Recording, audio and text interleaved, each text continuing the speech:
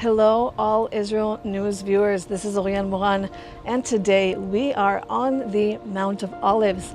Behind me, you can see the modern city of Jerusalem as well as the old city. We're going to take a little tour here on the Mount of Olives, talk about some scripture and why this place was so special for Yeshua.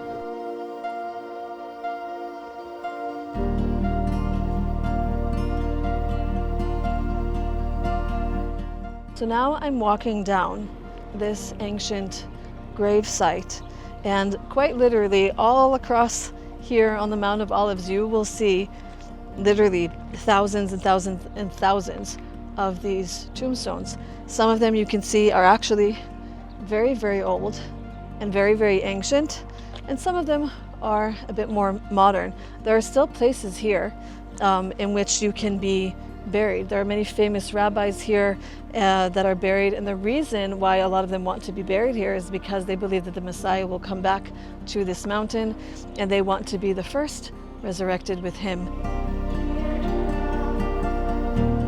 Another interesting thing that you will find in any Israeli graveyard in a cemetery is that you will find actually stones that are laid, sort of like taken and put on the tombstone. And they do that for a similar reason for another thing I'll show you guys right now. Over here you can see sort of a little box that you open and you can put inside a candle. You can see here people have already been lighting those candles inside, and it's called basically a ner neshama. Ner neshama, a rough translation would be a soul candle, and you would light it so that their soul will ascend.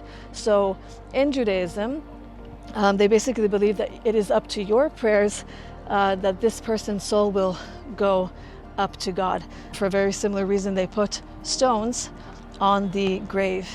And so that's why sort of, sometimes people will put flowers, but most of the time the tradition is that you put stones.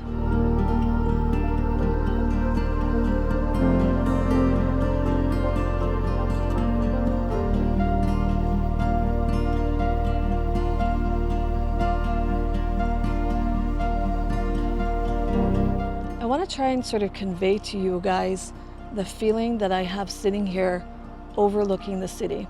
So right across from where I am is the old city of Jerusalem. You can see the walls stretching out before me. Everything now is golden because the sun is setting. And behind it, of course, stretches the whole modern city of Jerusalem. To my right is the Garden of Gethsemane.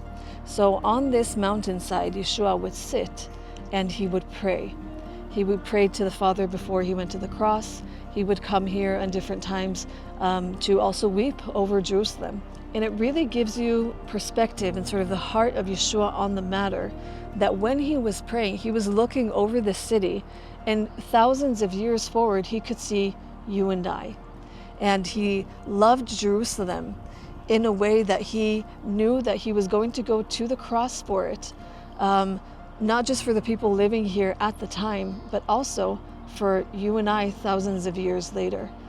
What a great sacrifice and what great love he gave to this city in turmoil.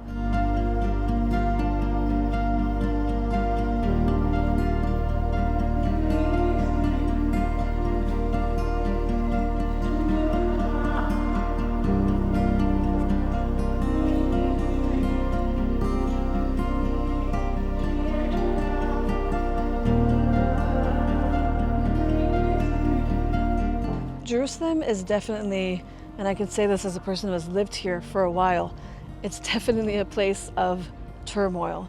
But we as believers should not be discouraged by that. We know the end from the beginning.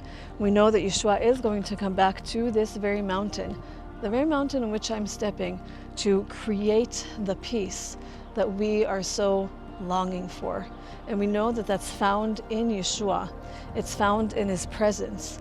And the fact that he gives us that promise that he will return to this mountain and he will bring peace. The whole world seems to be turning against Israel. And the fact that we have a promise from the one true God, knowing that he's going to come back here and he will rule and reign over the city, and we will be able to be fully in his kingdom like he intended us to. There's just nothing like it. Thank you guys so much for joining us here on the Mount of Olives with a spectacular view of the city of Jerusalem. We appreciate you guys. If you want more Israel-related content, go to allisrael.com. Don't forget to hit the notification bell and the subscribe button, and we will see you guys in the next one.